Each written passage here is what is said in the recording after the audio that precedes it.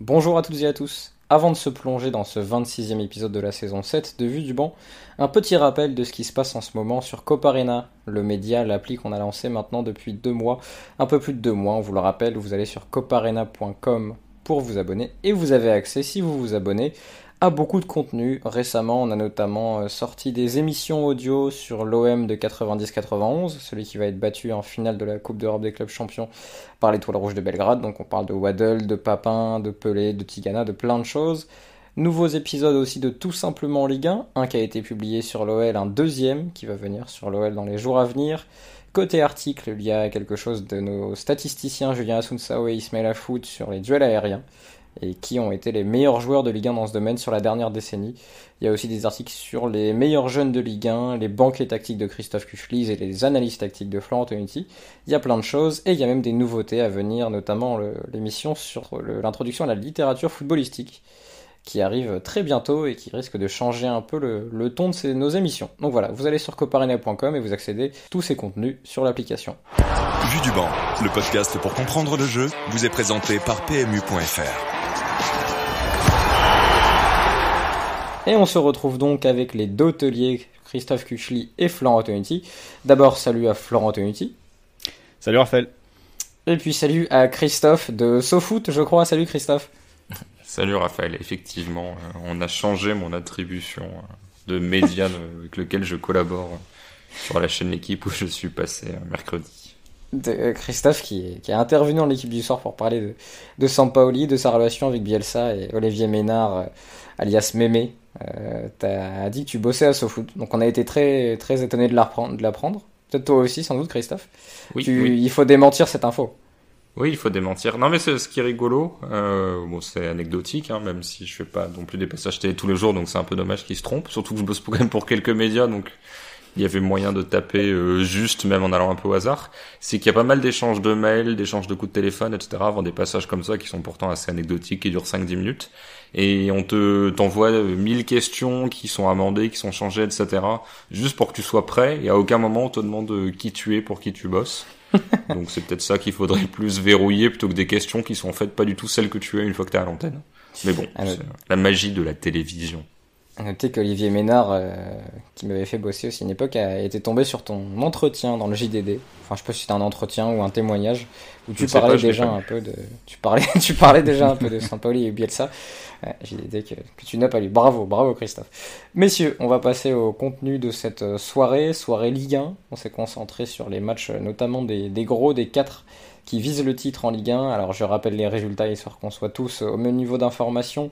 Lyon a battu Rennes 1-0 lors des matchs de 19h grâce à un but d'Oussama Aouar. Derrière, Lille a battu Marseille 2-0. Avant ça, Monaco avait perdu à Strasbourg. Et puis il y a aussi la victoire du PSG contre le Bordeaux de Florent Antonucci. On en parlera après, mais on va d'abord commencer par Lille-Marseille, parce que tu étais au stade, Christophe, et parce que Lille est leader. Donc on va commencer par cette rencontre. Lille qui s'est imposée grâce à un doublé tardif de Jonathan David, 2 buts dans le temps additionnel, dans un match qui était très important pour Lille, et on l'a senti d'ailleurs sur la joie des joueurs au moment d'ouvrir le score, qui par contre a mis beaucoup de temps à se déverrouiller, et on a vu toutes les limites lilloises quand l'équipe adverse ne cherche pas à presser haut, ne cherche pas à ouvrir d'espace. Il faut dire que Marseille, depuis quelques semaines, à part fermer le jeu, il propose pas grand-chose. Ouais, c'est vrai. J'ai les choses bien en tête, hein, parce que là, il est minuit 36, donc je suis en retour du stade depuis une demi-heure. Et c'est vrai que, honnêtement, le spectacle était pas incroyable. Quand on regarde les statistiques, on voit une vingtaine de tirs pour Lille, seulement 3 pour Marseille. Donc on peut plus le 2-0, si tu veux. Tu peux dire, bon, je peux dire que ça a été tranquille, mais une forme de logique, etc. Sauf que dans les faits, il y a toute une partie des tirs qui sont soit des tirs de loin, soit 3 tirs sur la même action parce que c'est repoussé, etc. Donc si tu veux, c'est pas forcément fidèle à ce qui pourrait être une forme de match maîtrisé. Par contre, c'est relativement fidèle au rapport de force, à savoir que Lille était largement supérieur à Marseille.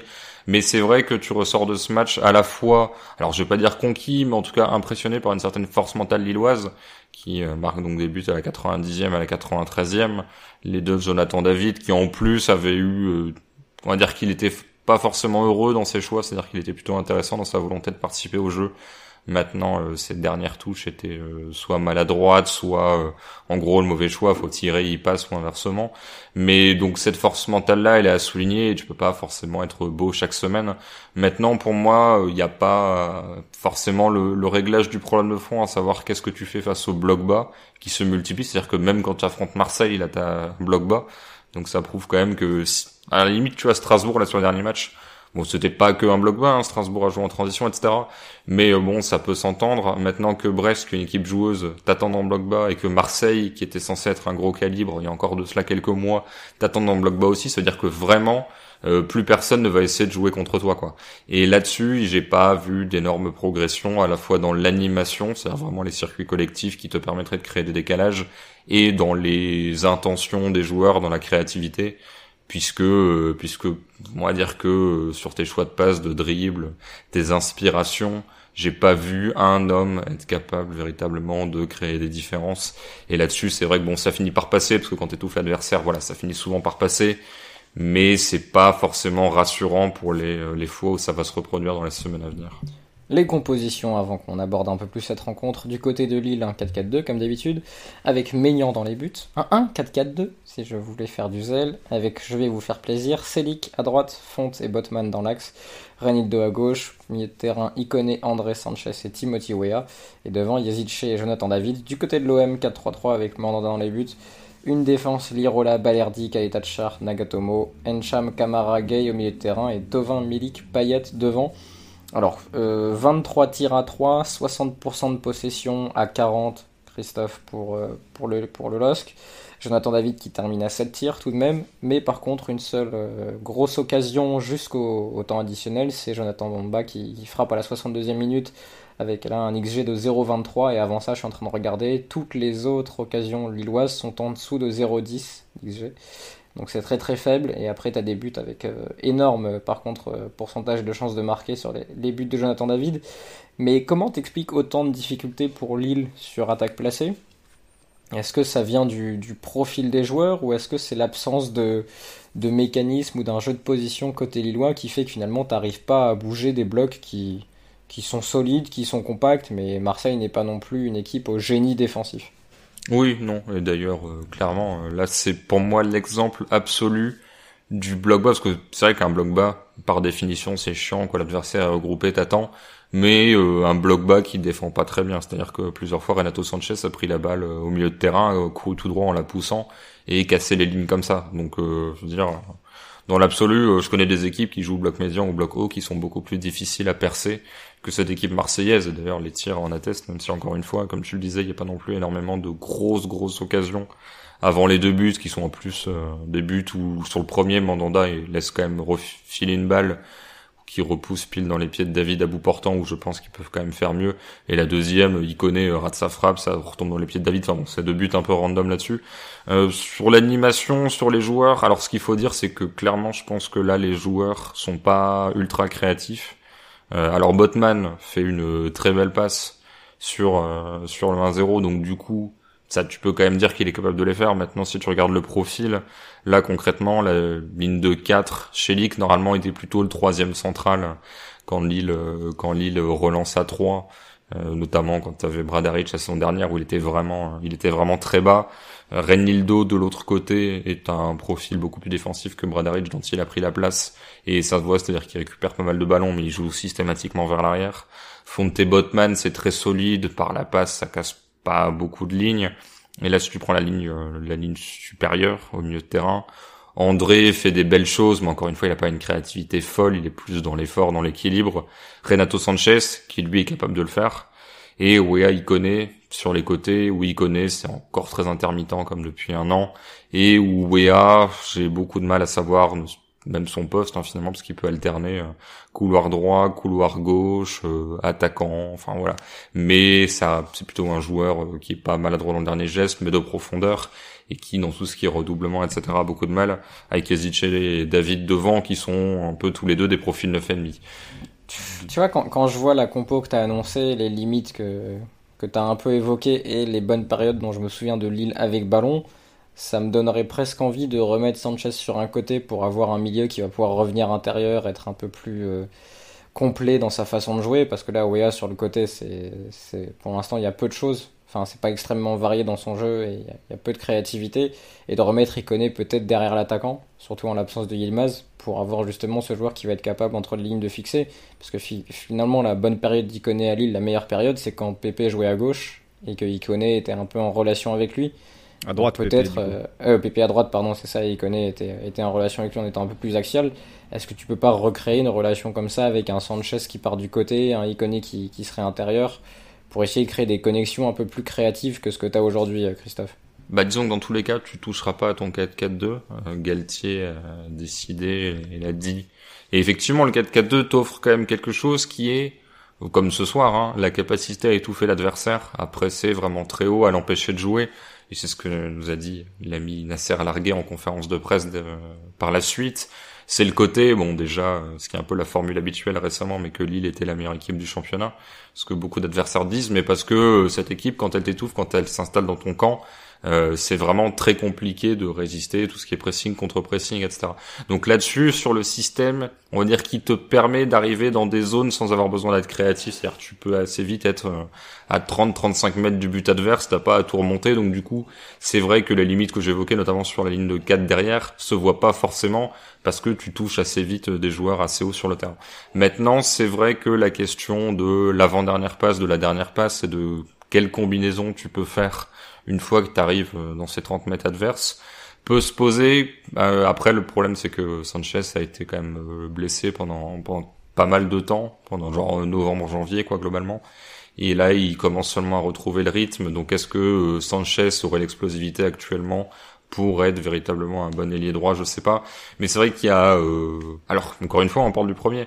Mais il y a quand même un certain paradoxe à se dire que à partir du moment où t'as pas Bamba qui peut faire, on va dire un peu la Thauvin, mais c'est-à-dire l'ailier qui va être capable, alors qu'il peut bosser défensivement dans le cas de Bamba, mais qui va repiquer, frapper et te mettre un peu des buts en dehors d'actions collectives. Quand t'as pas ça, finalement t'as pas mal de joueurs. Là je citais les deux devant, hein, David Yazice, c'est beaucoup d'appui remise, de combinaison, etc. Mais si tout le monde combine et qu'il y a personne pour vraiment faire la passe qui tue ou vraiment avoir un Yilmaz qui est blessé lui aussi depuis janvier pour conclure, ça tourne un peu en rond. Ton idée se tient, maintenant Galtier te dira que il arrive tellement à étouffer l'adversaire dans cette configuration-là, même en changeant quelques pièces. Tu remplaces André par Cheka, tu remplaces Sanchez par Soumaré. T'as globalement le même résultat, que finalement ce déficit de créativité-là, est-ce que tu peux le remplacer sans sacrifier des choses sur ton animation générale et ta phase sans ballon? Je sais pas. Mais c'est vrai que si tout le monde refuse le jeu face à Lille, il y a un moment où on va quand même se poser la question de savoir est-ce que t'as pas entre guillemets mais trop de combats ou trop de joueurs qui font des choses correctes mais qui manquent effectivement d'inventivité face au bloc bas. Je vais réanimer Florent qui est en attente depuis tout à l'heure. Est-ce que c'est pas le moment, Flo, d'évoquer l'évolution de Bouba Soumaré qui aurait dû peut-être s'installer dans ce milieu lillois et décaler Sanchez sur un côté là où il pourrait être très bon aussi, parce que Soumaré aurait les qualités sur le papier. D'ailleurs, j'ai écrit à son sujet sur Copa Arena pour apporter cette créativité, ce jeu vers l'avant, ces prises de balles, ces passes qui peuvent casser des lignes. Mais on attend toujours finalement que Soumaré devienne le joueur qu'on avait imaginé lors de ses débuts très impressionnants. Ouais, alors, je vais pas forcément te rejoindre là-dessus parce que oui, moi, t'es moins fan. Mais... J'étais passé totalement à côté de ces débuts très impressionnants, entre guillemets. Je parle de talent pur, hein, parce que... Oui, non, mais j'entends bien. Et surtout parce que aujourd'hui, dans l'entrejeu, Renato est tout à fait capable de faire ça. Non, moi, je vais plutôt aller du côté de l'entente et des associations, en fait, entre joueurs. Et je vais demander à Christophe est-ce que cette saison, tu sentais, c'est-à-dire que tout à l'heure, Raphaël parlait de notamment l'entente entre Pépé et Ikoné. Il y avait aussi quelque chose qui fonctionnait bien avec Pépé, avec Ikoné, avec Selic qui prenait le couloir lors de la fameuse saison où Lille marche très fort et ce qui permet le gros transfert de Pépé ensuite. Et en fait, j'ai l'impression que Lille n'a pas retrouvé et n'a pas forcément de paire ou de trio qui dans les 30 derniers mètres fonctionne bien. Je sais pas ce que t'en penses, toi qui as vu pas mal de matchs, beaucoup plus de matchs de Lille que moi, mais tu vois des ententes entre l'ailier et le latéral, Ikoné, Selic ou Bradaric avec avec Bamba. Et j'ai pas l'impression, ou même dans l'axe, que ce soit Yazice avec un autre, et j'ai pas l'impression que Lille ait trouvé cette paire ou ce trio dans les 30 derniers mètres sur lequel tu vas pouvoir t'appuyer et qui va vraiment pouvoir faire des différences collectivement, autrement que Bamba en solo, comme tu le disais. Et j'ai l'impression que c'est un petit peu ce qui manque aussi à cette équipe, même si c'est sans doute le contre-coup d'une équipe qui a beaucoup changé de joueurs saison après saison. C'est difficile forcément de créer des paires et de créer des automatismes. Ça se fait pas forcément en quelques mois pour se trouver dans des tout petits espaces.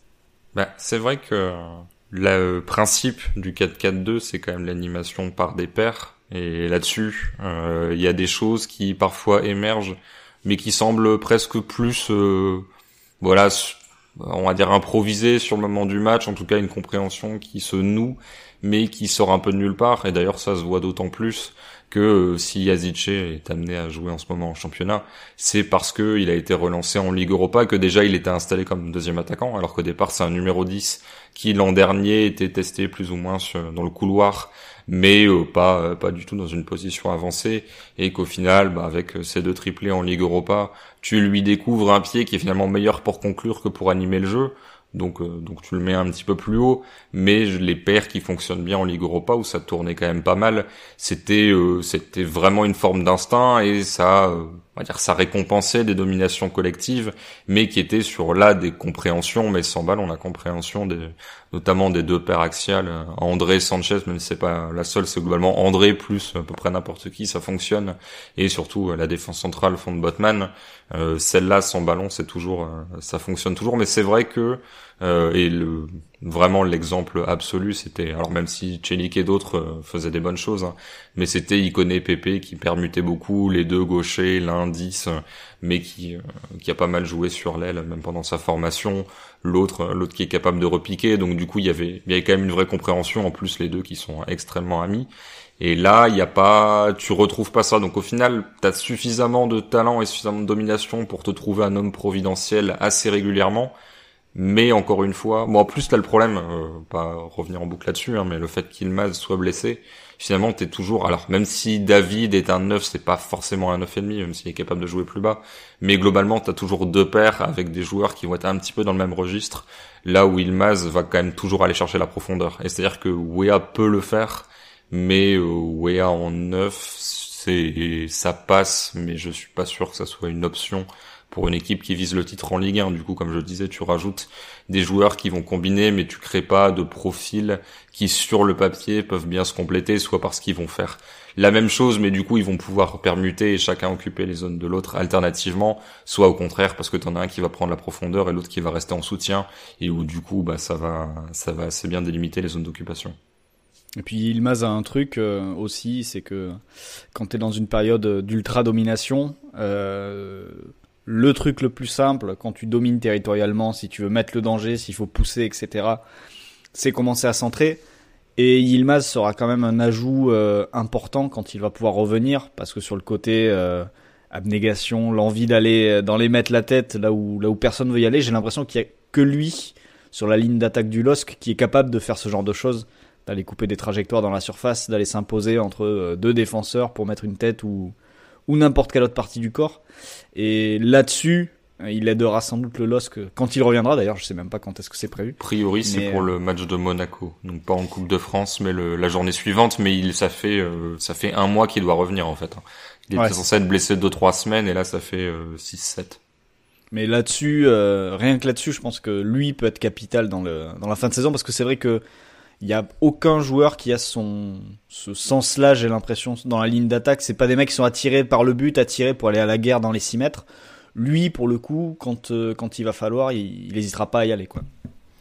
Quelques chiffres avancés pour mieux comprendre la saison de Lille. Est-ce que vous êtes capable de deviner, les boys, le nombre de XG produits et encaissés par le LOSC cette saison?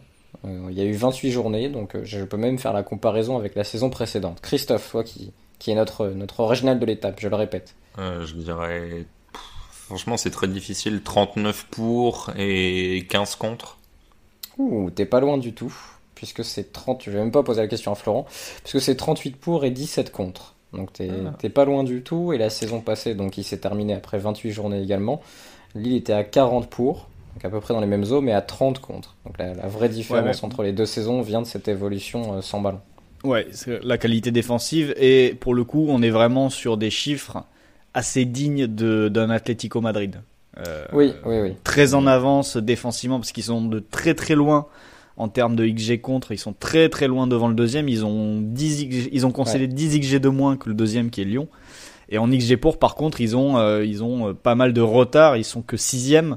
Ils sont même derrière Lens et Strasbourg en production offensive. Donc, et ils surperforment. Et ils surperforment beaucoup, puisqu'ils ont marqué 10 buts de plus que prévu. Ouais, c'est vraiment l'équipe en surperformance parmi les 4 premiers aujourd'hui. Ils sont largement...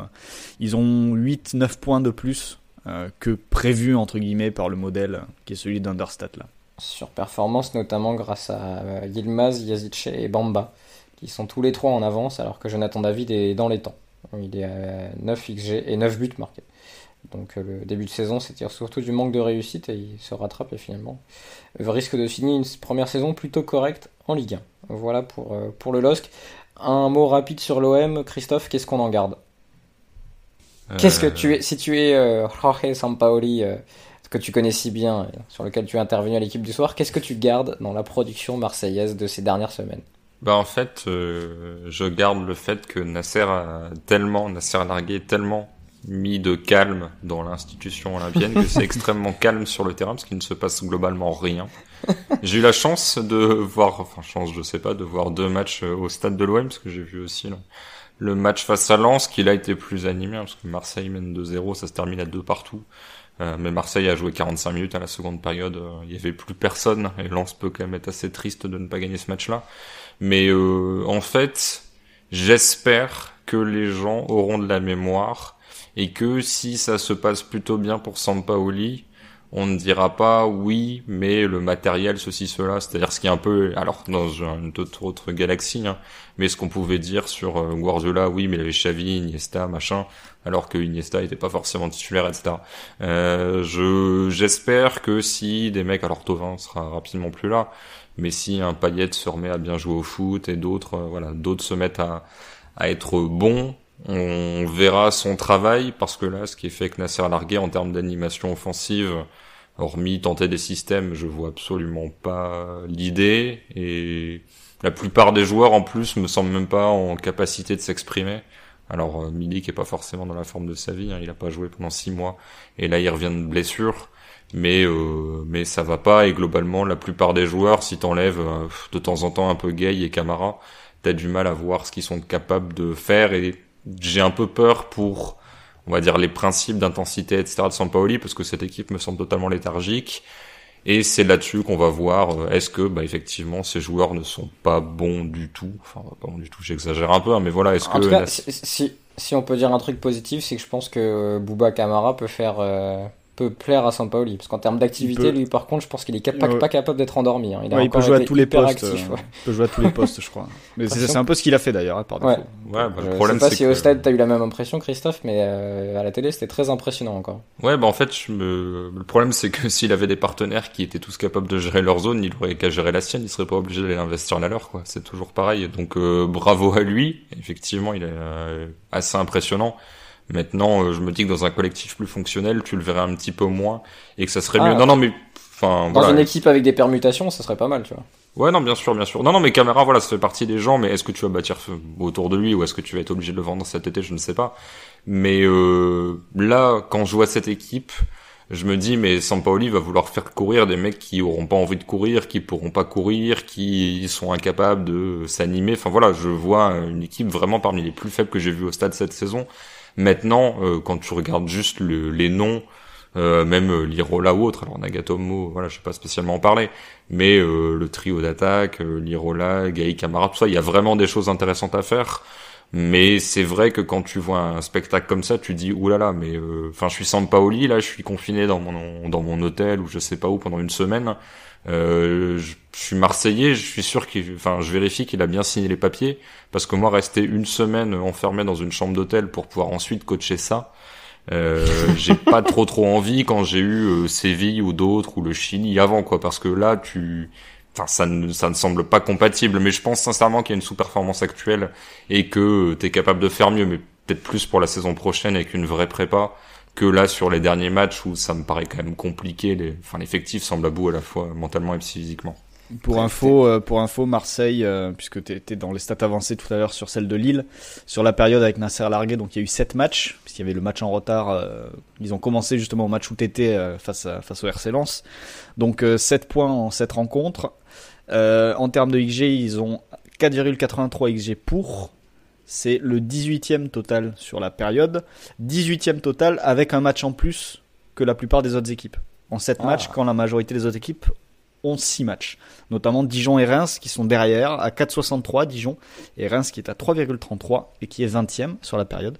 Et en XG contre, alors là c'est l'inverse, ils ont un match en plus donc c'est un peu un handicap, mais ils sont actuellement 17e défense sur la période au niveau des XG contre. Et en termes de points pris, ils en ont pris 7. C'était en expected points, ils sont à 6,21. Donc ils ont fait un petit peu mieux que prévu. Et ils sont aussi 17e. Donc voilà, petit rythme de candidat au maintien / relégable pour les Marseillais sur ce petit intérim. Oui, vu l'état du club, heureusement qu'ils ont pris des points un peu miraculeux en début de saison. Oui. Parce que c'est vrai que je pense que le contexte, au-delà du rôle de Nasser Largué qui passe de la formation à un effectif senior qui, enfin, non, t'es pas du tout dans une logique de formation. Il n'y a aucun rapport entre le taf que lui faisait et le fait de se retrouver à la tête de cette équipe-là. Je pense que ça aurait pu se terminer beaucoup plus mal que ça ne va se terminer. Mais à ce sujet, en fait, faudrait pas pour Sampaoli qu'il se passe quelque chose, parce que moi ça me rappelle un petit peu, et désolé de parler de Bordeaux, à une moindre échelle, mais il y a tellement de parallèles à faire hors club, c'est-à-dire hors terrain entre Bordeaux et Marseille sur les dernières saisons, notamment par rapport aux dirigeants, etc., et aux propriétaires aussi. Il y a beaucoup de parallèles à faire, et notamment quand Bordeaux passe de la main de M6 à GACP, il y a Ricardo qui débarque, il y a Bédoué qui assure un intérim, et il y a Paulo Sousa qui va être nommé à un moment donné. Et en fait, quand Paulo Sousa arrive, c'est à peu près, je crois, en février-mars, je crois. Il reste une douzaine de matchs et il va finir la saison en ne gagnant qu'un seul match et je crois en faisant 11 ou 12 défaites en disant non mais de toute façon c'est pas grave, on prépare la saison prochaine, etc. Il faudrait pas qu'il se passe la même chose à Marseille parce que en plus t'as ce côté effectif en roue libre, grosse fin de cycle comme le disait Christophe, avec des mecs qui vont partir, un effectif qui cet été va sans doute être chamboulé. Donc à voir si la roue libre amène pas les Marseillais très très bas. Mais j'imagine quand même qu'un Sampaoli va être beaucoup plus présent pour les secouer et les rebooster, avec en plus peut-être qu'ils vont viser la qualification pour la Coupe d'Europe, parce que finalement ils sont pas si loin. À l'heure actuelle, ils ont 5 points de retard et un match en moins, je crois, sur la 5e place. Sur Lens, oui. Donc ça reste bien accessible, mais voilà, Bordeaux avait vécu vraiment une fin de saison où c'était ouais non mais de toute façon c'est pas grave, on perd des matchs certes, mais on prépare l'année prochaine.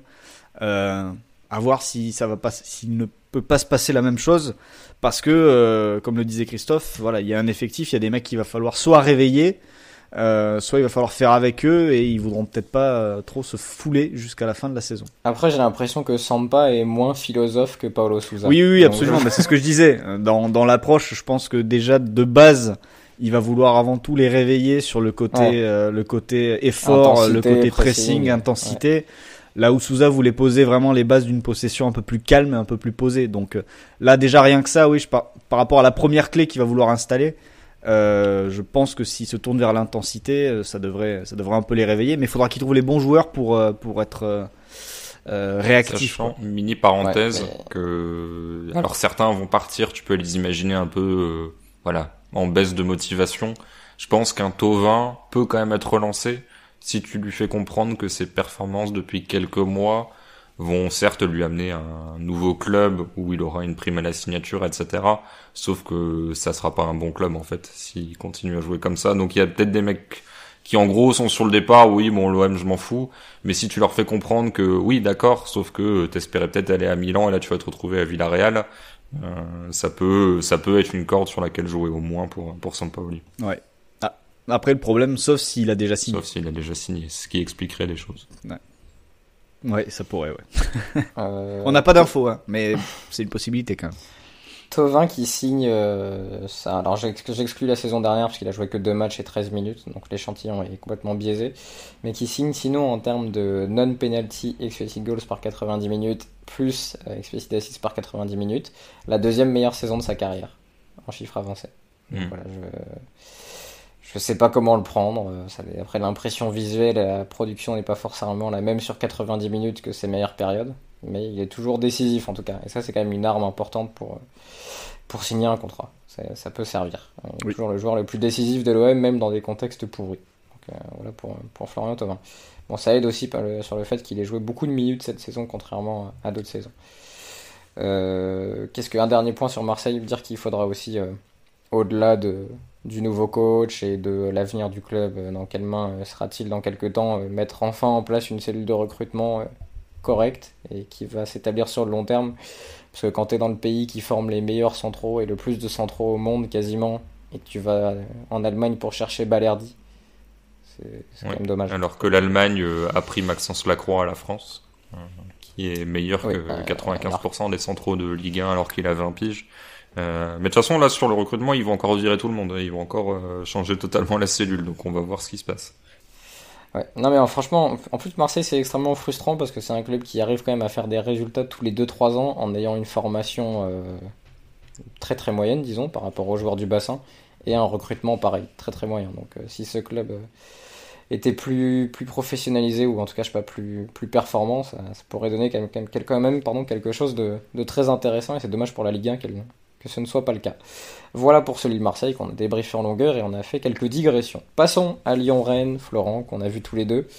J'ai envie de dire malheureusement, parce que le Rennes-Lyon qu'on avait vu au match aller était top. Et tu en d'ailleurs, on avait fait une analyse pour Cop Arena. Ouais. C'était il n'y a pas si longtemps que ça, parce qu'avec le décalage match aller, match retour, je crois que c'était en décembre, fin décembre ou début janvier. Je crois même que c'était début janvier, ouais. Je suis perdu avec cette saison particulière. Il y avait en tout cas eu un très bon Rennes-Lyon, qui avait terminé à 2-2, où on avait vu l'identité de jeu des deux équipes. C'était la période où Julien Stéphan était encore au club, où Camavinga jouait encore, où Lyon arrivait encore à jouer à l'intérieur, Paqueta et Aouar étaient titulaires sur ce match-là dans mon souvenir. On s'était régalé. Là, ça a été beaucoup plus compliqué. Et pourtant, j'ai regardé le match en entier. Top Chef n'avait pas encore commencé, donc j'avais pas d'échappatoire. Alors, en termes de stats, c'est pas aussi négatif que le Lille-Marseille, puisque ça finit à 15 tirs à 12, avec une possession assez équilibrée et des joueurs intéressants des deux côtés. Par contre, en termes de rythme, en termes de projet de jeu et surtout de manière d'avancer sur le terrain, est-ce que tu peux nous avancer un peu sur ce qu'essayaient de faire les deux équipes sur ce match ? Le problème sur ce match, il est lyonnais, c'est-à-dire que pendant 45 minutes, Lyon ne fait absolument rien. Sur le plan du pressing, on est quand même chez un leader du championnat, enfin un candidat au titre, qui accueille une équipe qui n'est plus forcément candidate au titre ou au podium, qui est dans une mauvaise passe, qui vient de changer d'entraîneur, enfin qui vient de voir son entraîneur démissionner plutôt, puisque le nouveau n'est pas encore arrivé, et qui arrive. T'es à domicile, tu joues le titre. Normalement, cette équipe-là, tu dois vouloir aller la chercher, tu dois vouloir aller t'imposer dans le camp adverse. Et en fait, pendant la première mi-temps, on a vu un OL qui a quasiment, enfin, je sais pas si tu as eu la même impression, Raphaël, mais qui a refusé d'aller presser les centraux rennais. Mais ça a été confirmé derrière par des joueurs de l'OL, et notamment Léo Dubois, je crois, qui a dit que... Alors, je crois que c'est lui, c'est peut-être pas lui, mais je suis sûr de l'avoir lu de la part d'un joueur qui a dit que c'était le plan, c'était de laisser venir Rennes pour les contrer. Oui, mais... Enfin, ouais, ok, bah je te donne cette info, t'en fais ce que tu veux. Non, mais je suis pas convaincu du plan de départ, alors, dans ce cas. Parce que, justement, Rennes, le problème de Rennes, on sait que c'est une équipe qui est capable de monopoliser le ballon, et ils l'ont fait, à partir du moment où ils étaient pas pressés, ils ont gardé la balle. Je pense que la possession est assez largement à leur avantage en première mi-temps, et que ça s'est inversé en deuxième, justement, quand l'OL a décidé d'aller chercher Rennes et d'essayer de s'imposer. Et il y a quand même un chiffre qui est assez révélateur, c'est que à la mi-temps, on est sur un OL en termes de XG qui est à 0,15, alors que le Stade Rennais en face est à 0,31. Alors pourquoi le Stade Rennais est à 0,31 ? C'est qu'on va arriver sur le problème du Stade Rennais. C'est un problème qu'il se traîne depuis le début de la saison, que les résultats soient bons ou non. C'est leur incapacité à être dangereux dans les 30 derniers mètres. C'est-à-dire c'est une équipe qui est capable de bien sortir le ballon, de bien le tenir au milieu. En revanche, une fois arrivé dans les 30 derniers mètres ou une fois un décalage créé au milieu, eh ben ça a beaucoup de mal à mener l'action à son terme jusqu'à une bonne position de tir pour avoir une vraie occasion de but. Et en première mi-temps, les Rennais ont été très frustrants là-dessus, c'est-à-dire que plusieurs fois, alors que les Lyonnais en plus attendaient un petit peu dans leur moitié de terrain, les Rennais trouvaient quand même des décalages, trouvaient quand même des bonnes passes pour casser une ligne. Mais derrière, il y avait une mauvaise orientation, il y avait un mauvais choix du joueur qui était disponible entre les lignes, notamment, et ça te fera plaisir Raphaël, Martin Terrier. Ça lui est arrivé plusieurs fois. Je pensais que tu allais parler de Jonas Martin au début, qui était à la base un peu de ses problèmes parfois. Martin était plus bas, était quand même joué quand même assez souvent. C'est pour ça que je disais la base dans l'orientation du jeu, il y avait des choix assez négatifs souvent.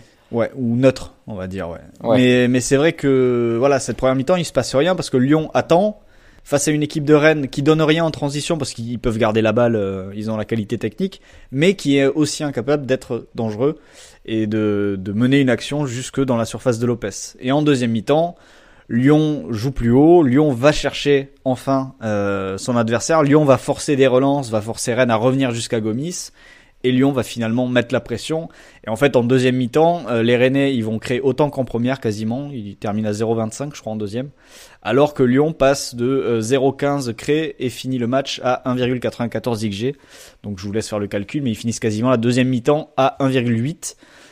Et avec deux grosses occasions, une de Toko Ekambi et celle d'Aouar qui amène le but.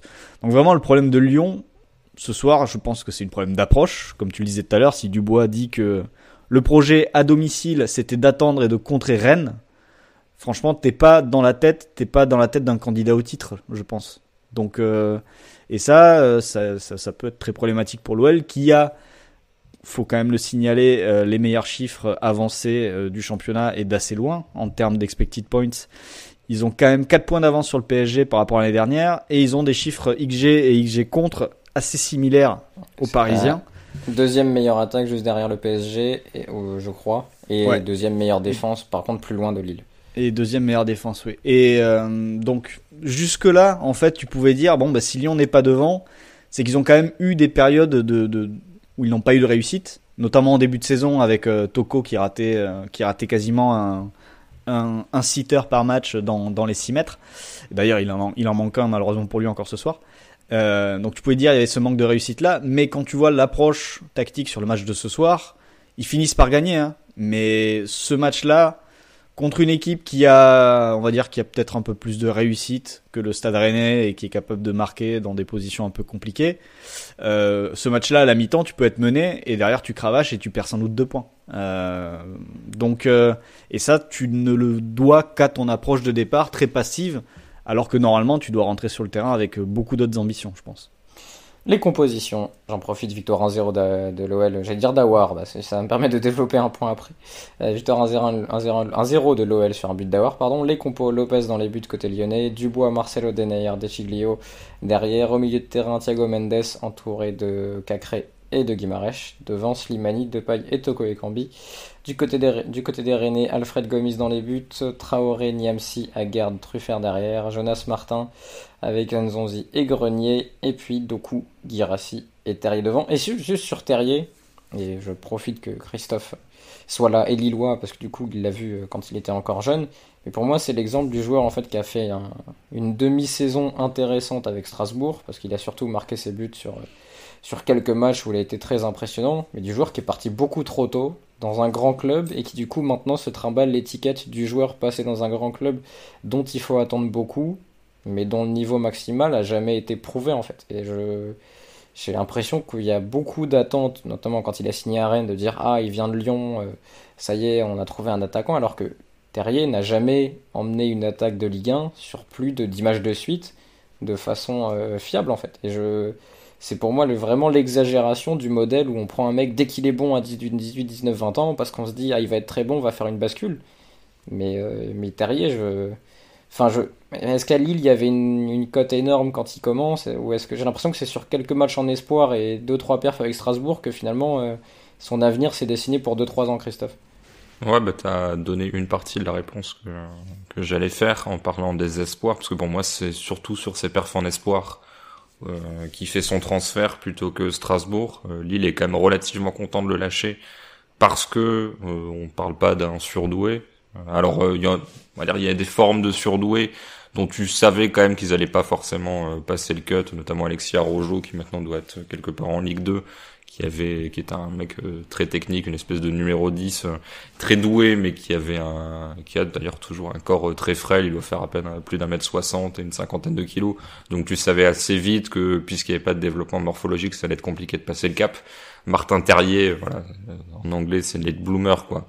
Alors bien sûr il explose pas à 25 ans, mais sur l'aspect formation, etc., le fait qu'il puisse passer le cut pour arriver dans l'équipe pro, qui s'impose sur notamment un match amical où j'étais assez content de voir ça, parce que je me semble que c'est sa première apparition avec l'équipe première. Alors c'est évidemment un amical, mais là-dessus il marque un but, je crois, en tout cas il est bon, plutôt séduisant en faux pied sur le côté.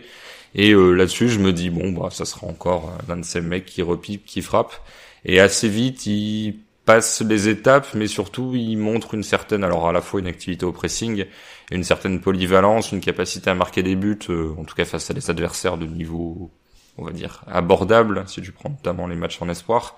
Et en fait, il y a une vraie interrogation, mais que j'ai toujours pas levée. C'est pour ça que je sais que, c'est pas un secret. Toi, tu es très sceptique sur ce joueur.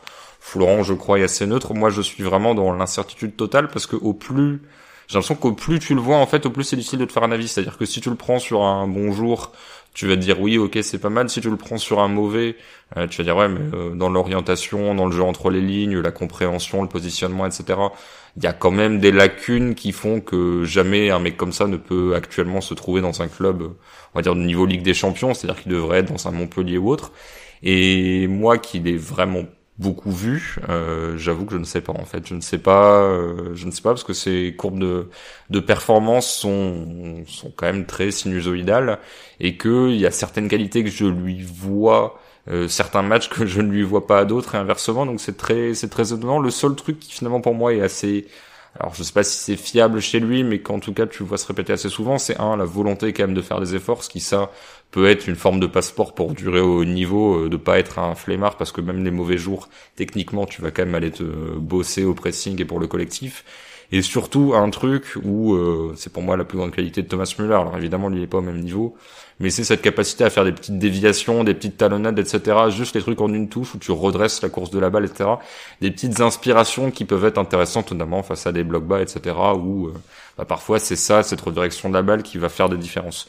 Mais j'avoue que est-ce que Martin Terrier est un bon joueur de foot ou un joueur qui s'est retrouvé là un peu par hasard sur un malentendu et qui continue à durer à ce niveau-là, je sais pas du tout. En fait, pour moi, il aurait dû rester 1 ou 2 ans de plus à Strasbourg, tu vois. Il y a eu un emballement autour de quelques actions de sa part, notamment sur sa vitesse, qui c'est vrai est très impressionnante, qui ont fait qu'il est passé avec une saison assez, UK Strasbourg, tu vois, mais bon, il y avait rien d'impressionnant, ni je trouve sur le long terme, ni visuellement, ni dans les stats. Et d'un coup, tu le balances à Lyon et tu lui dis bah vas-y, sois au niveau de tel mec, tel mec, tel mec. Et au final, je trouve qu'en termes de palette et de talent, sur une demi-saison de Gouiri, tu sais très bien lequel des deux est le plus fiable dans un projet de jeu ambitieux d'un grand club de Ligue 1. Tu vois. Donc, et puis, ça m'intrigue un peu. Mais après, c'est pas contre lui, hein, c'est plus dans quelles conditions tu mets ce joueur dont tu n'as. Et je pense que le profil n'est toujours pas bien identifié par les clubs, en fait. Et puis c'est pas une saison à Strasbourg, c'est une demi-saison parce qu'il me semble qu'il signe en janvier à Lyon, il est prêté jusqu'à la fin de saison et d'ailleurs sa deuxième moitié de saison est beaucoup moins intéressante. Mais après à Lyon sur sa première saison, il finit quand même avec 9 buts en Ligue 1. Donc ça restait correct pour un joueur de rotation. Après le problème là à Rennes, et on va pas faire très long parce qu'il faut enchaîner après avec Paris et Monaco, même si on a moins vu ces deux équipes. Quand tu vois sa saison à Rennes, il y a un souci aussi, et il y a une action qui symbolise un peu ça. Je parlais de leur impuissance dans les 30 derniers mètres. Il prépare une action côté droit. Donc il me semble qu'il y a Doku, Traoré, peut-être Grenier qui participent à l'élaboration de l'action. Et donc l'idée c'est de créer un décalage côté droit pour arriver à un centre. Et le problème, c'est qu'au moment où le centre part, Rennes prend bien son temps pour préparer l'action. On est en milieu de première mi-temps, je crois. Ça finit sur un centre d'Amari Traoré. Et le souci, c'est qu'il y a une seule personne dans la surface de réparation, c'est Guirassy. Et c'est là, normalement, que t'attends à ce que Martin Terrier y aille et soit aussi à la retombée de ce genre de centre. C'est là, d'ailleurs, où il s'était fait connaître. C'était être le gars qui, dans la surface, il est au bon endroit, au bon moment, et il va claquer son but. C'est avec les espoirs français qu'il en avait mis, je sais pas combien, sur une courte période. Et là, à Rennes, en fait, ils ont aussi ce problème-là, c'est que t'as l'impression qu'il est plus forcément attiré par le but. Or, vu son profil, son gabarit, ses qualités et aussi ses défauts, si ce joueur-là ne va pas sur ce genre de situation, ne va pas sur ce genre de centre, je parlais tout à l'heure des joueurs lillois qui vont avoir besoin de récupérer Yilmaz, mais lui, s'il veut un petit peu se relancer devant le but, il va falloir aussi qu'il aille un petit peu sur ce genre de situation, ce genre d'action, parce que sinon, il va s'enlever quelques occasions de briller. Tu vois, sa saison à Strasbourg, il est à 2,7 tirs par 90 minutes. Sa bonne saison à Lyon, il est à 2,2. Là, à Rennes, il est à 1,8. Donc c'est... Après, à Rennes, il joue à gauche. Hein. C'est pas tout à fait aussi, la même chose. Oui, mais... Enfin, après, à Lyon, il joue côté aussi. Mais bref. Rennes a plus de problèmes offensifs que d'autres équipes. Mais bon, c'est Ouais. pour montrer un peu le volume de tir qui, forcément, baisse tes possibilités de marquer aussi. Repassons un peu sur Lyon, Flo. Alors, on va pas faire long sur les problèmes parce qu'ils sont assez clairs et nets. Mais peut-être parler un petit peu de la fin de match et notamment de l'entrée d'Oussem Aouar qui a apporté entre les lignes ce qui manquait et la connexion. On parlait des connexions sur Lille. La connexion Aouar-Depay, elle a vite fait basculer le match. Et en termes de volume d'occasion sur la période Aouar par rapport à la période sans Aouar, je pense qu'il y a une différence énorme. Oui, c'est ce que je disais tout à l'heure. Je crois que Aouar rentre et la grosse occasion de Toko Ekambi, elle est quelques secondes ou quelques minutes après. Après, je sais plus si Aouar est dessus, mais bref, vu que tu posais la question. Mais oui, la majorité des expected goals lyonnais et des actions dangereuses lyonnaises ont eu lieu après la 60e minute à laquelle Aouar est entré en jeu. Oussem Aouar qui a été, notamment je me rappelle d'une déviation pour Depay, où je crois que c'est là que Depay frappe, que c'est contré et que ça revient dans les pieds de Toko. Je crois que c'est celle-là l'occasion dont tu parles. Peut-être, ouais. Je sais plus. C'est celle que t'as en tête. Et la frappe est bloquée derrière. Bon, après, il y a Depay qui se bat très bien pour gratter le ballon et le donner à Aouar. Bon, d'ailleurs, je le disais sur Twitter, mais la rééducation et la récupération, la vitesse de récupération de Depay de ses croisés, et notamment pour pousser sur des courses, on peut faire la comparaison avec Fekir, Flo, qui a mis beaucoup de temps à retrouver un peu d'explosivité et qui finalement l'a jamais vraiment regagné. Depay, sa course là où je crois que c'est contre Niamsi, non c'est contre Aguerd, pardon. Course contre Aguerd pour gratter le ballon, il pousse vraiment et c'est assez impressionnant. Donc le mec a quand même dû se buter sur la rééduque. J'espère que ça va pas lui coûter plus tard parce que souvent quand les mecs reviennent très très fort, très très vite, tu payes le contre-coup, mais c'est assez impressionnant, je trouve, ce qu'il produit physiquement. Et pour info, en XG Chain, donc c'est l'addition, c'est le total d'expected goals de toutes les possessions sur lesquelles le joueur est impliqué. Donc sur le total de Lyon, c'est 1,94. Aouar termine, et le premier lyonnais, alors qu'il n'a que 30 minutes de jeu, et il est premier avec 1,36. Le deuxième étant Toko Ekambi à 0,95 et ensuite c'est Memphis à 0,89. Voilà. Ouais. Donc, pour bien montrer le changement, il termine avec 4 tirs, 1 but et 2 passes clés. Donc là aussi en 30 minutes quand Depay fait 5 tirs, 3 passes clés et Toko 3 tirs, 4 passes clés. Voilà, sur 90.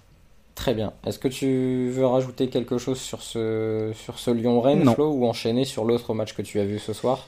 Alors aperçu, parce que oui, Bordeaux-PSG c'était assez compliqué. De toute façon, c'est vrai que là on peut tirer un peu d'enseignement sur les matchs de Lille, sur le match de Lyon. Sur le match de Paris, c'est compliqué parce que quand tu prends le 11 déjà parisien sur ce match, c'est très difficile. Et je vais te devancer, je vais le donner directement. C'était Navas, Dagba, Kerrer, Kimpembe, Marquinhos. Non, pas Kerrer entre en jeu, pardon. Dagba, Kimpembe, Marquinhos, Kurzawa, avec Kerrer qui va entrer en jeu en fin de match à la place de Dagba. Double pivot, Idrissa Gueye et Danilo Pereira. Sarabia, Rafinha, Draxler et Icardi devant. C'était très très compliqué. Pour être tout à fait honnête avec nos auditeurs, j'ai mis le match en me disant je vais regarder quand même. J'ai dû batailler avec le sommeil au bout d'une dizaine de minutes de jeu. Je suis resté éveillé jusqu'au but de Sarabia, mais franchement, ça devenait un petit peu vague et je ratais quelques situations. Et finalement, il y a ce but de Sarabia, et quand Sarabia a marqué, je me suis dit bon, je vais pas rester là, je vais aller voir ailleurs parce que sinon, je vais m'endormir tout de suite.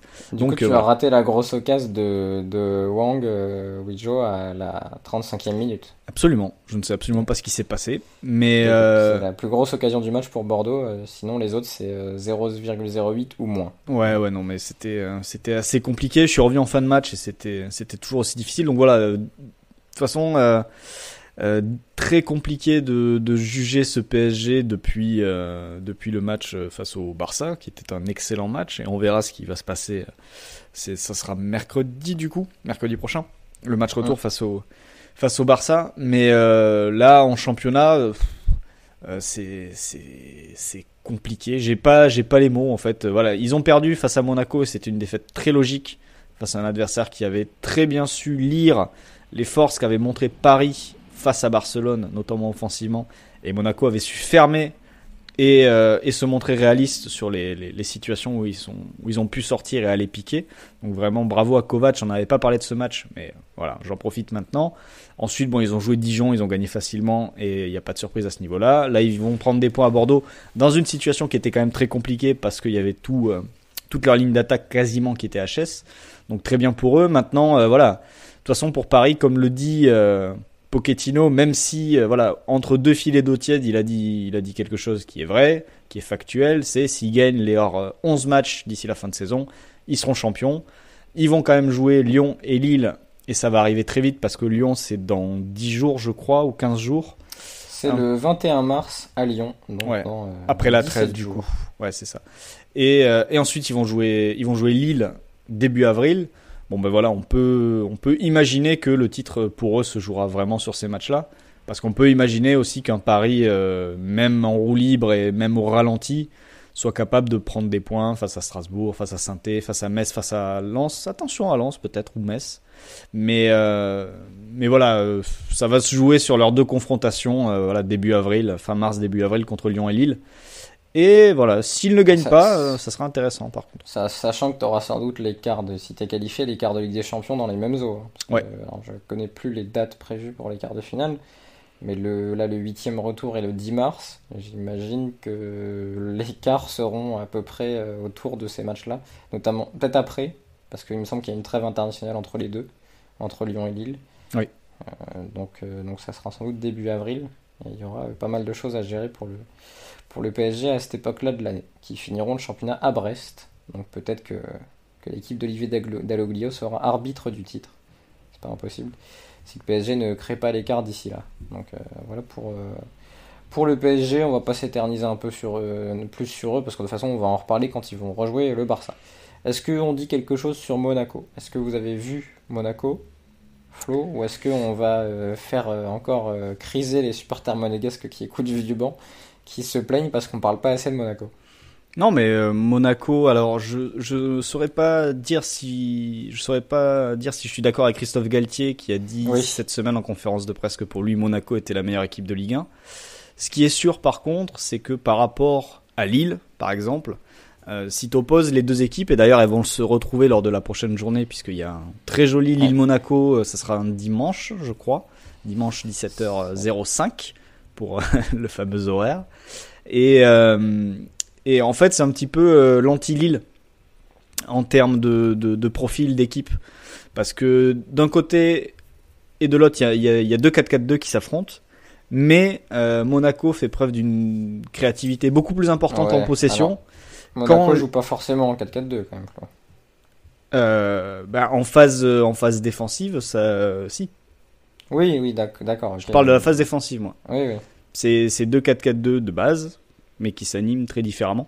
Voilà, puisqu'à Monaco, Sidibé, tu sais, quand il joue à droite, il devient le troisième central avec Maripane et Badiachil. Ouais, Maripane et Badiachil.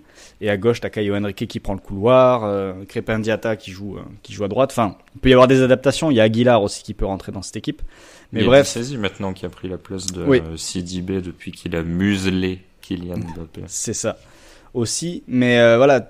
En fait, Lille est une équipe qui maîtrise le 4-4-2 mais le maîtrise sur le plan, on va dire, sur le plan du pressing, sur le plan de la défense, du quadrillage du terrain, du jeu sans ballon, etc.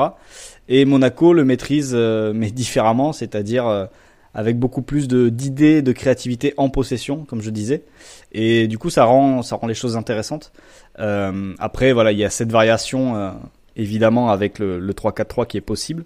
Et qu'on a vu par moment, et je crois que ce soir j'ai l'impression qu'à Strasbourg ils étaient en 3-4-3 justement.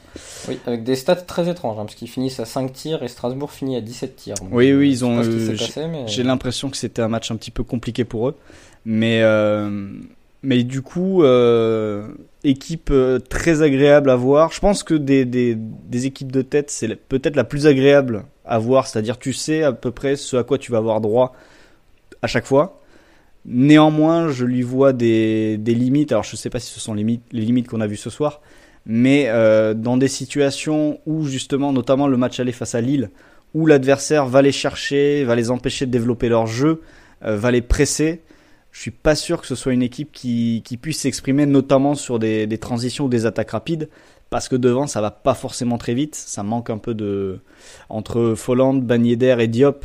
Je pense que ça manque un peu de vitesse quand il faut attaquer de grands espaces, par exemple. Donc c'est une équipe qui peut inviter l'adversaire à aller les chercher et à presser. Après, ils ont des joueurs qui peuvent sortir de la pression.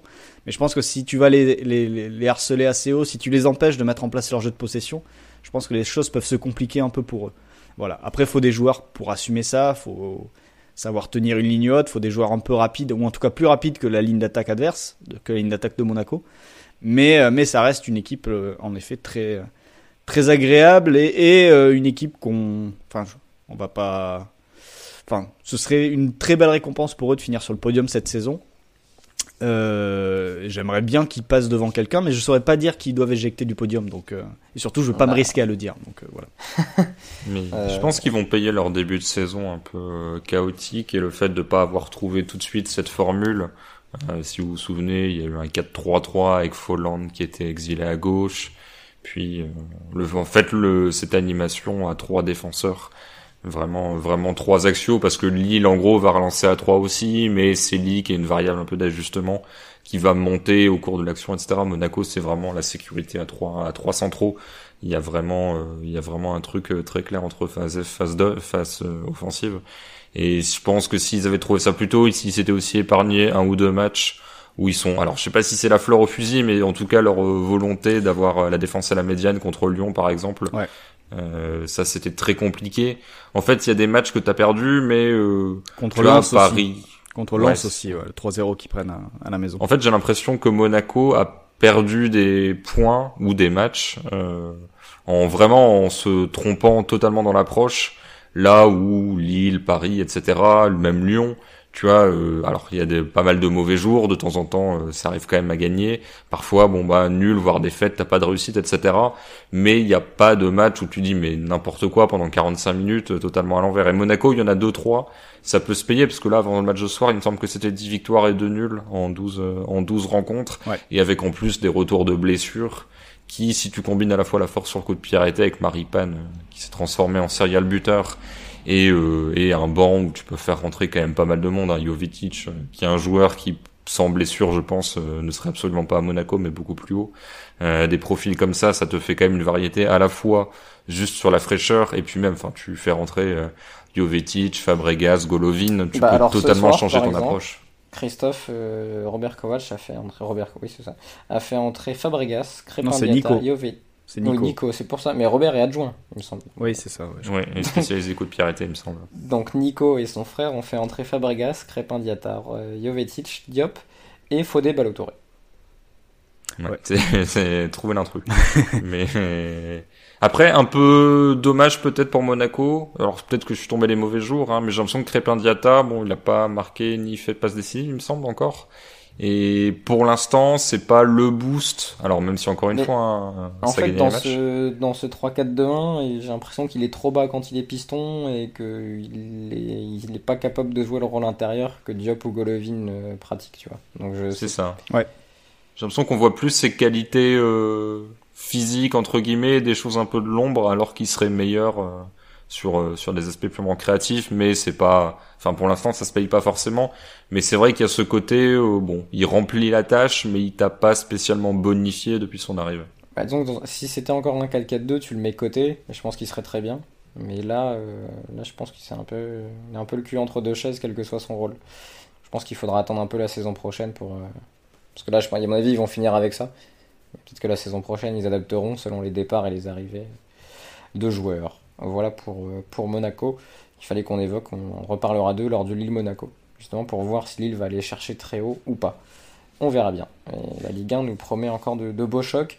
Par contre, il y a une chose qu'il faut qu'on évoque, Christophe, c'est l'absence de public, qui, alors, on va rien dire de révolutionnaire, mais j'ai l'impression que plus elle dure et plus les équipes ont du mal finalement, c'est paradoxal, à s'habituer à ce truc. Parfois ça manque en intensité, parfois c'est très dur à suivre aussi pour les journalistes ou gens qui suivent le match, téléspectateurs, parce qu'effectivement quand le match est pas bon, il n'y a rien pour te rattraper. Et alors on a vu la joie lilloise quand ils ont marqué, quand ils ont ouvert le score avec Jonathan David, où tu sentais que c'était quand même un but important et un peu inattendu, parce que quelques minutes avant tu te dis on va encore perdre 2 points alors qu'on domine le match à fond. Mais enfin, là on arrive à un point où d'ailleurs j'ai l'impression que ça se ressent aussi dans les audiences des matchs, et même depuis que c'est revenu sur Canal+, où il y a un espèce de détachement qui fait que les matchs finalement, bon déjà sont de moins bonne qualité, puis il y a rien pour les rattraper. Enfin, il manque quelque chose au foot, et autant au début, le côté huis clos, il y avait un aspect sympa, on entendait les choses, les joueurs pouvaient se communiquer entre eux, on comprenait les consignes des coachs. Autant là, le décrochage du match est beaucoup plus fréquent. En tout cas, chez moi, c'était sur l'enchaînement Lyon-Rennes, Lille-Marseille, là, ce soir. Il fallait vraiment que les joueurs me rattrapent par leur talent.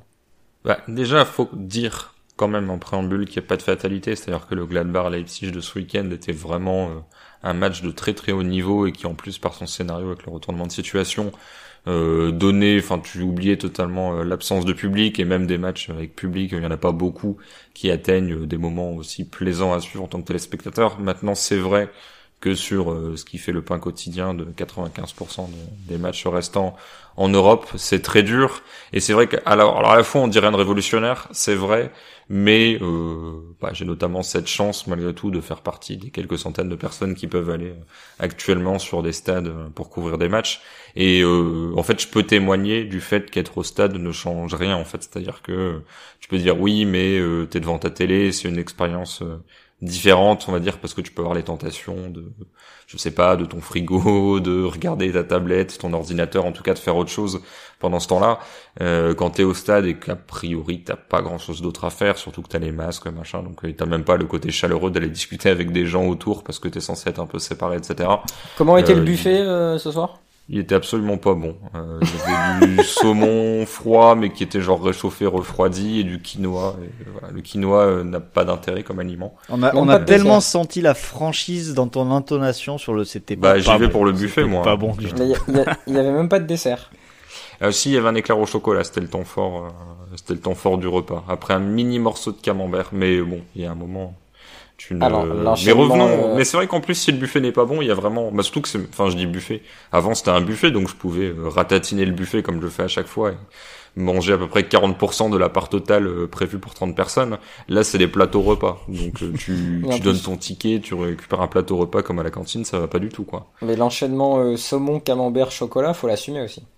Ouais, c'est ça. Oui, effectivement, j'aurais peut-être dû rentrer à pied plutôt que de rentrer en voiture. Non, mais ça va pas du tout, parce qu'en plus, donc, je peux pas aller prendre 5 parts de tarte et avoir les gens qui me disent ah c'est bien, t'as pris pour tout le monde, c'est gentil. Et en fait non, j'ai pris pour moi. Mais non, mais tout ça pour dire que quand t'es au stade, en fait, en plus à Lille, il y a cette espèce de bande son infâme où t'as des chants de supporters, mais volume 20/100, quoi. C'est-à-dire ça fait une espèce de bruit de fond qui fait plus chier le monde qu'autre chose, quoi. C'est-à-dire t'entends pas les joueurs, mais t'entends pas non plus une vraie reconstitution d'ambiance. Et c'est vrai que je voyais des temps forts lillois. Bon, déjà en plus le match, t'avais l'impression que c'était un match amical, même sur les impacts, etc. il y a pas un carton, il y a très peu de fautes, il y a pas beaucoup de rébellion. Alors je demande pas à ce que les mecs s'insultent ou autre, hein, mais globalement t'avais un peu l'impression d'un match sans enjeu. Enfin moi mes five à l'époque où le football, le five existait avant la pandémie, il y avait beaucoup plus, on va dire, de passion que ce qui ressortait la vue du stade. Et plus globalement, ouais, c'est donc là sur le but, Maignan traverse le terrain pour célébrer, ils font tous une espèce de câlin géant à 11 pendant 45 secondes, donc tu sentais que ça leur tenait à cœur. Mais là, l'absence de public, en fait, ça joue vraiment, je trouve, dans les temps forts, en fait. C'est-à-dire que je voyais Marseille totalement subir, mais en gros, il se passe 10-15 minutes où c'est dans les 30 mètres adverses. Et sauf que non seulement ça n'aboutit pas à un but, alors je sais pas si le public t'aurait aidé à le mettre, mais en fait tu ressens même pas forcément cette notion de temps fort parce qu'il n'y a pas de variation sonore. Et je pense que ça joue malgré tout sur les joueurs et que c'est... Alors bon, il y a la notion domicile extérieur qui est diluée, mais même simplement sur le côté temps fort, temps faible, bah ton temps fort est moins fort et le temps faible de l'adversaire est moins faible. Et du coup, ouais, ça donne un truc où tout est un peu dilué et c'est même le but en fait, c'est toi-même qui dois te créer l'émotion et l'intérêt du truc. Parce que encore plus en plus, Christophe, dans un sport à petit score comme le foot, contrairement au basket, où finalement toutes les 20 secondes il y a un truc qui relance une des deux équipes, tu vois. Soit t'as fait un stop, soit t'as marqué, et quelque part ça peut créer des momentum. Dans le foot, créer des momentum sans public, c'est compliqué. oui, non, et puis même c'est tout bête, mais il y a un autre truc, c'est genre la distance. Enfin, tu vois, au basket, les mecs, ils sont sur le banc, ils sont au bord du terrain, ils peuvent aller mettre la pression, tu les entends crier, tu les vois debout, encourager, fêter les dunks, j'en sais rien. Là, les remplaçants, ils sont à moitié en tribune et les joueurs sont assez espacés les uns des autres. Enfin, ouais, c'est... Même pour eux, hein, je veux dire, quand t'es même en U19 nationaux, t'as du public quand même. Hein, donc, D'ailleurs, moment très marrant sur le Barça-Séville, du coup, t'as pas vu en prolongation, mais on l'a vu avec... Alors, je sais pas si Florent, tu l'as vu si t'étais devant. Aperçu. Mais il y avait... Du coup, les joueurs ont essayé de faire ce que tu disais, Christophe, de mettre dans l'ambiance, notamment les joueurs de Séville, quand Séville menait 3-0, d'aller se plaindre à l'arbitre parce qu'il ne donnait pas des pénaltys. Résultat, l'arbitre a mis un rouge à l'adjoint de Lopetegui et un rouge à Luc de Jong qui était sur le banc. Donc les deux mecs qui ont ouvert leur bouche sont partis en tribune. Donc le huis clos est resté un vrai huis clos. Et c'est vrai que du coup, en termes d'énergie collective, c'est un peu plus compliqué. Je me demande, en fait, j'aimerais poser... Alors malheureusement, les joueurs vont pas répondre, ouais, on est moins motivés parce qu'il n'y a pas de public. Parce que s'ils disent ça, on va leur tomber dessus et ils vont se faire insulter. Mais j'aimerais bien que les mecs disent vraiment la vérité, tu vois. Est-ce que parfois, finalement, ils sont un peu comme sur une oppo interne ou un match amical de juillet, et ils disent, bon bah, ok, on joue, mais les conditions sont les mêmes que, finalement, si ça n'avait pas plus d'enjeu que ça, que Et juste puis- je suis au taf, tu vois. Et puis il y a un autre facteur qui va... Et encore là, ça va parce que Lille joue le titre, tu vois. Voilà. Il y a des équipes qui sont dans le ventre mou. C'est justement là où j'allais aller. C'est-à-dire que là, plus on va avancer et plus ça risque de s'aggraver. Parce qu'on risque d'avoir de plus en plus d'équipes qui ne vont rien avoir à jouer jusqu'à la fin de la saison. Parce que déjà, à partir de si tu vas à la 9e, 10e place, je suis pas sûr que ça pense à l'Europe. La 11e, t'as Nice avec 35 points qui est un petit peu en retrait par rapport aux autres. Voilà, déjà là, entre la 11e et la 15e place, avec 6 points d'avance sur le maintien, où il y a Bordeaux, déjà t'as 4-5 équipes qui, je pense, vont se dire, bon bah, voilà, certes on n'est pas aux 42 points, mais ça devrait tenir, ça devrait bien se passer jusqu'à la fin. Et il va y avoir sachant que Bordeaux a déjà commencé. oui, et il va y avoir de plus en plus d'équipes comme ça qui vont s'ajouter, et c'est vrai que heureusement que tout en haut et tout en bas, c'est quand même très resserré. Et ça va s'accrocher jusqu'au bout parce que ce ventre mou risque de grandir assez vite et de grossir assez vite même, et du coup de rendre les matchs encore moins disputés, de rendre ce côté colonie, pas colonie de vacances, mais ce côté match de juillet comme tu le disais Raphaël, de plus en plus prégnant. T'as peur pour Bordeaux, Flo, ou pas? Non, pas Ou pour il y a assez de l'instant. points. Ouais, ok. Bah 33 points, t'as 9 points d'avance sur 8 points d'avance 8, pour l'instant ouais. sur Nîmes qui est barragiste. Alors j'ai entendu que Gasset disait à ses joueurs qu'ils avaient besoin encore de 3 victoires pour arriver aux fameux 42 qui sont les fameux 42 points qui amènent au maintien, sauf que je crois que sur les saisons précédentes il en suffisait de moins pour se maintenir. En plus t'as ce côté barrage. Non, franchement, pour l'instant, j'ai pas peur. Reparle-moi quand ils ont perdu leurs 3 prochains matchs et que Nîmes et Lorient ont pris 6 points. Là, là peut-être. Est-ce que le plus gros adversaire, c'est pas le FCDNCG, Flo? Oui, il y a de fortes chances. Le FC dépôt de bilan même. Le FC dirigeant, ça peut être problématique, mais ça sera pas au mois de mai, ça sera un peu plus tard de toute façon. Après, il y a un aspect positif sur le FC ventre mou, c'est que Marseille et Rennes, qui font vraiment partie de ce ventre mou et pourraient lâcher, vont avoir chacun un nouveau coach. Oui. Peut-être que ça va rebooster un peu les mecs, ou au moins les bousculer sur leurs appuis. Parce que je pense que sinon, en effet, ces deux clubs qui sont 10-12 points devant le maintien, 10-12 points derrière la Ligue des Champions, ce serait très très compliqué En de tirer plus, quelque chose sur la fin de saison. En plus, les deux là vont s'affronter dans la semaine. Ils vont rattraper leur match en retard. Et si ça se trouve, le vainqueur se relance dans la course à la 5e place. C'est-à-dire revient à 2 points de lance. Par exemple, si c'est Marseille qui gagne. Si c'est Rennes, ils reviennent à 3 points. Donc là, ça se relancerait dans cette course à l'Europe, entre guillemets. Encore faut-il qu'ils aient l'objectif d'aller la chercher, cette Ligue Europa. Est-ce que le projet de Marseille, ça se dit pas, si on joue pas la Ligue Europa l'année prochaine, Sampaoli, on remonte un groupe avec Sampaoli pour faire comme Lyon et viser le plus haut possible dans le championnat. Pourquoi pas, hein. Il y en a d'autres qui l'ont fait, hein, de pas vouloir jouer une Coupe d'Europe, mais de tanker pour pas jouer une Coupe d'Europe. Mais ce match-là déjà peut conditionner en partie leur fin de saison aux deux équipes.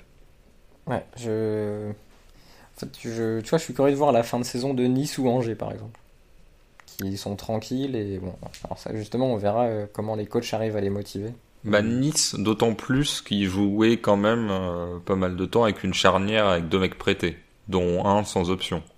Donc c'est-à-dire, ça t'a servi pour, en gros, a priori assurer le maintien.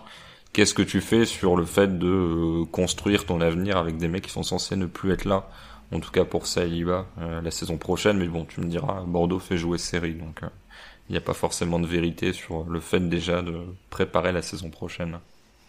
Ouais, après Nice, il y a Gouiri qui est là et ça vaut le coup à chaque fois de regarder les matchs quasiment que pour lui, parce qu'il est vraiment très très bon. Très joli but ce soir d'ailleurs encore. Ouais, avec une prise de balle à la Romain Amouma. On enchaîne, messieurs, et on va pouvoir passer à nos paris avec PMU.fr. PMU vous présente la séquence prono. Nos paris qui ont été à nouveau catastrophiques lors du dernier épisode. Je crois qu'on a fait un 0 sur 4. Je vous laisse confirmer, messieurs. Oui, c'est possible. Oui. On ne vérifie même plus. Non. Je vais commencer avec le journaliste de SoFoot, Christophe Kuchli, qui va Quel nous donner enfer. Enfin, pas SoFoot, mais le fait que je change de crèmerie. qui va nous donner ses 2 paris, qui va nous emmener en Ligue 1, parce que là on a fait un spécial Ligue 1, mais la Ligue 1 qui est peut-être le championnat le plus déprimant de 2021. Je te laisse confirmer ça ou pas, Christophe, qui propose quand même quelques affiches, j'irai pas jusqu'à alléchantes, mais avec de l'enjeu. Oui, c'est ça, en espérant qu'il n'y ait pas encore 45 fautes, comme c'est pas mal le cas sur certains matchs. Bon, j'exagère un tantinet, mais sur certains matchs de Liga, qui est un championnat où généralement les arbitres sont assez tatillons, mais où là c'est en train d'exploser les records de fautes par match dans certaines rencontres. Du coup, temps effectif un petit peu en baisse, et donc du coup spectacle un petit peu compliqué à suivre. Et je pense des équipes qui ont un peu de mal en Coupe d'Europe à cause de ça.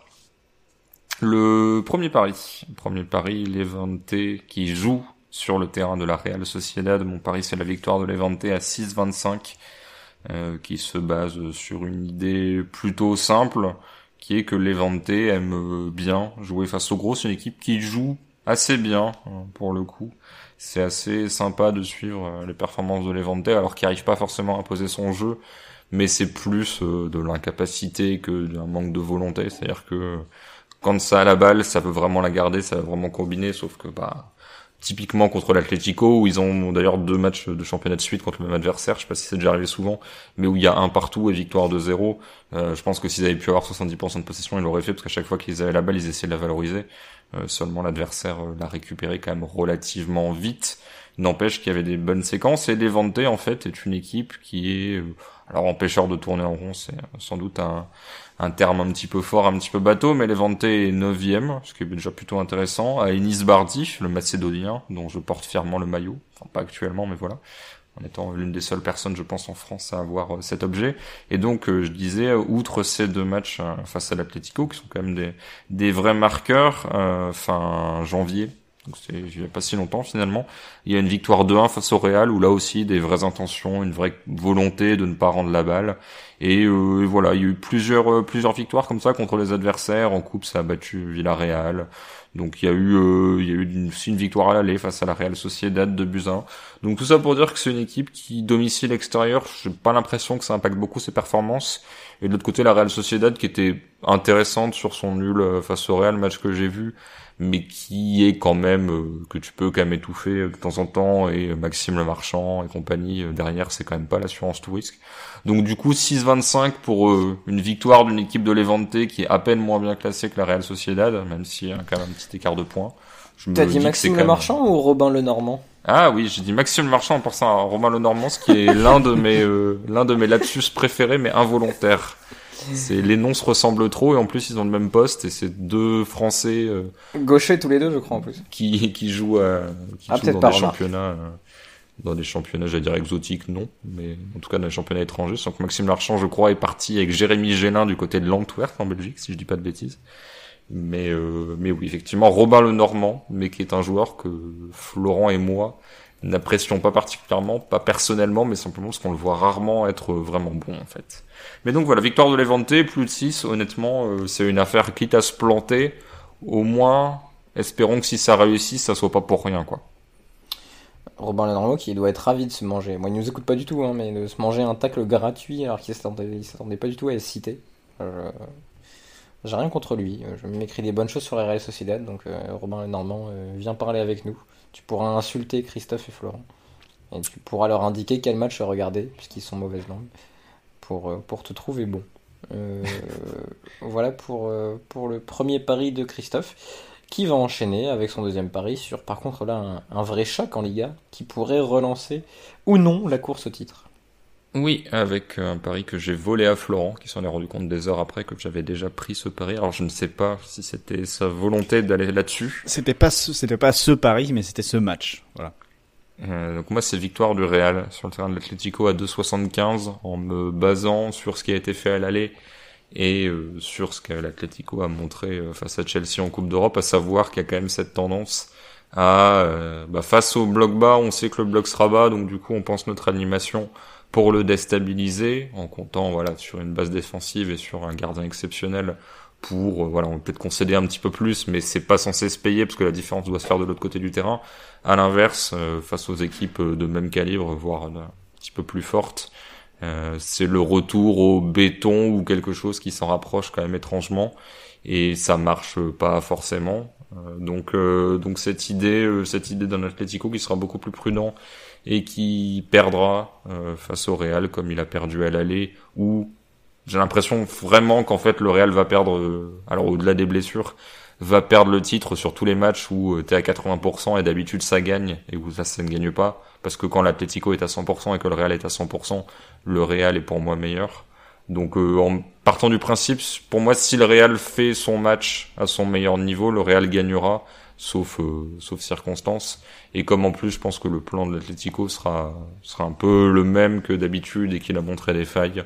Une victoire du Real qui relance une course au titre qui avait été plus ou moins arrêtée, puis elle se relançait, puis là le nul du Barça face à Cadiz et du Real face à la Real Sociedad, tu disais bon, l'Atlético reprend un petit matelas, je pense que finalement ça sera pas joué, et que ça sera peut-être l'un des championnats où ça sera serré le plus longtemps avec la Ligue 1, parce que en Allemagne c'est encore la bataille Bayern-Leipzig, mais en Italie, je pense que là l'Inter va s'en aller, et en première ligue, là City fait son championnat tout seul. Merci Christophe pour ces deux paris autour de l'ordinateur humain. Florent Antonetti nous proposait ces deux paris que je ne connais pas, parce que Flo a fait une Flo, c'est-à-dire qu'il n'a pas donné ses paris avant pour mieux nous surprendre. Vas-y Flo. Ouais, et puis je vais en plus aller chercher une cote assez importante sur le match entre Manchester City et Manchester United, qui vont s'affronter ce week-end. Je suis en train de chercher l'heure exacte du match, c'est dimanche à 17h30, voilà, Manchester City Man United. après Liverpool et avant Tottenham. Et mon idée est très simple, c'est de jouer un buteur particulier sur Man City, Man United. C'est Joao Cancelo, qui a assez peu marqué, hein, mais c'est un joueur déterminant évidemment depuis le début de la saison, en tout cas depuis le réveil de Manchester City avec ce rôle à l'intérieur du jeu lorsque l'équipe est en possession du ballon. Un joueur qui va s'ajouter, on va dire, dans la zone de Rodri et qui va permettre à d'autres de jouer plus haut, les Bernardo Silva, les Gundogan, etc., etc. Mais pourquoi pas un but de ce joueur déterminant dans le retour de City et dans son bon fonctionnement depuis maintenant une vingtaine de matchs, il me semble. Voilà, j'ai pas forcément énormément de billes sur le fait que, mais voilà, c'est une intuition. Comme j'avais eu une intuition avec Moïse Kean qui avait mis un doublé et qui m'avait permis de passer ma plus belle cote de l'histoire de vue du banc. Bah là, j'ai une intuition sur Cancelo, sachant que c'est un joueur qui, lorsqu'il joue, a quand même, lors de chaque match, 1 ou 2 tirs à se mettre sous la dent. Donc je me dis que pourquoi pas pour lui et le mettre au fond tout simplement. Surtout que la cote est intéressante et beaucoup plus intéressante en fait que d'autres joueurs qui sont susceptibles de marquer, notamment Gundogan ou les Sterling qui ont marqué plus de buts cette saison. Lui, Cancelo est à 9,50 sa cote, alors que c'est un joueur qui peut se retrouver dans les 30 derniers mètres plus souvent qu'un latéral, et vu qu'il est plus à l'intérieur, plus souvent en position de marquer. Donc voilà, Cancelo buteur face à Manchester United dimanche, c'est coté à 9,50. Dans un match finalement pas très important parce qu'il y a 14 points d'écart entre les deux équipes. Oui. À 11 journées de la fin. Mais ça reste un derby. Juste l'histoire de replacer que non, Manchester United ne joue pas le titre, ils sont juste dans la course avec des champions parce que c'est une saison nulle où les équipes n'arrivent même pas à 2 points de moyenne par match.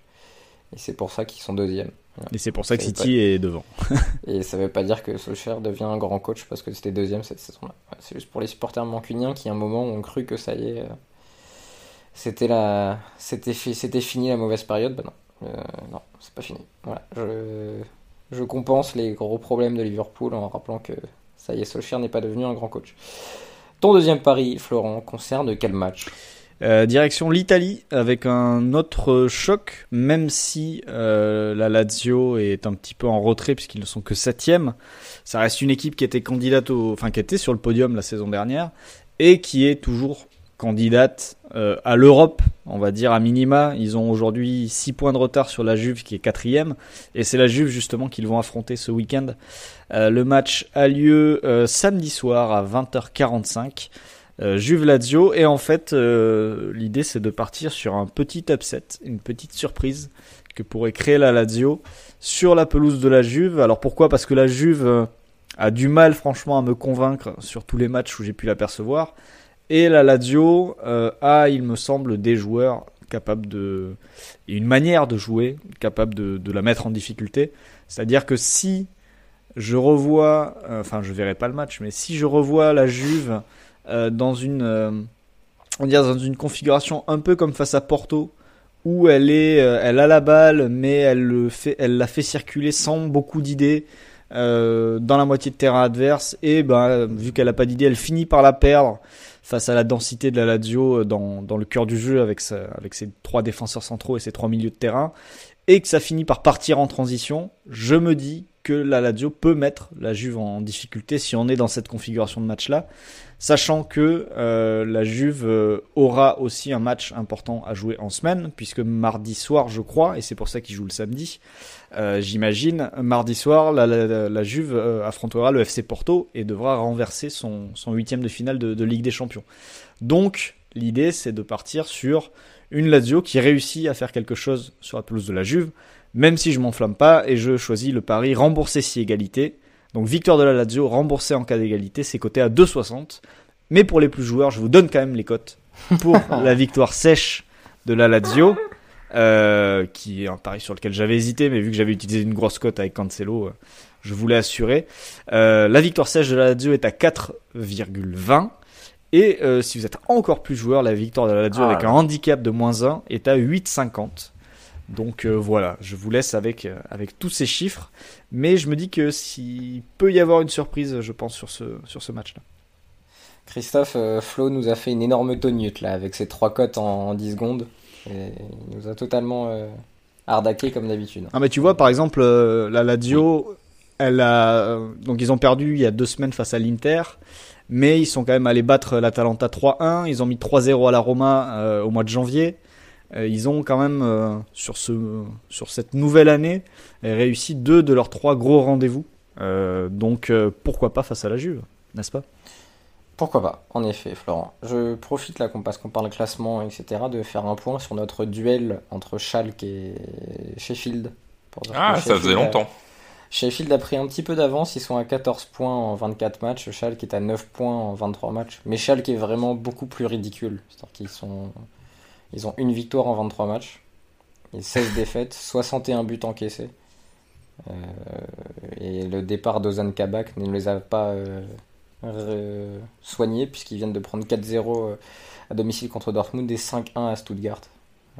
Et de changer de coach à nouveau en virant en plus une partie du staff dirigeant. C'est-à-dire que bon, c'est 4e licenciement de coach, je crois, en un an. C'est bien, mais on va pas faire que le coach, autant vraiment virer beaucoup de gens, tant qu'à faire.